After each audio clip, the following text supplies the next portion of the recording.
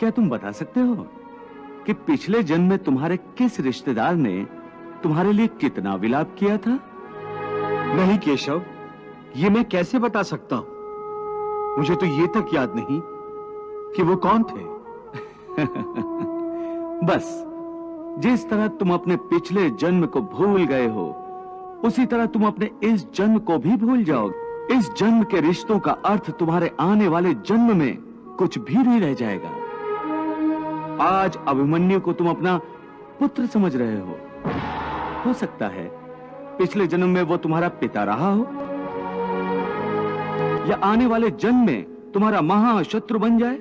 आने वाले युगों में धरती पर जनसंख्या इतनी बढ़ जाएगी, इतने नित नए आविष्कार होंगे कि वातावरण दूषित हो जाएगा, प्राणवायु विषैली हो जाएगी, और उस समय श्वास पर यह नियंत्रण मानव के लिए बहुत उपयोगी सिद्ध हो।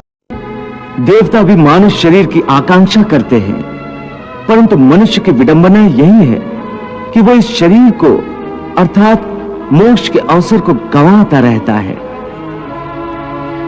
सारी आयु भोग विलासों में बिताता है, यहां तक कि जब शरीर छूटने का समय आता है तब भी वासना उसका पीछा नहीं छोड़ती।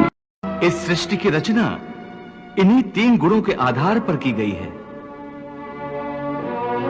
इस त्रिगुणात्मक सृष्टि में रहने वाले समस्त प्राणियों में तीनों गुण विद्यमान होते हैं, परंतु हर प्राणी के अंदर इन तीनों में से कोई न कोई एक गुण अधिक प्रधान होता है, और जिस गुण की प्रधानता अधिक होती है उस प्राणी का चरित्र वैसा ही बन जाता है।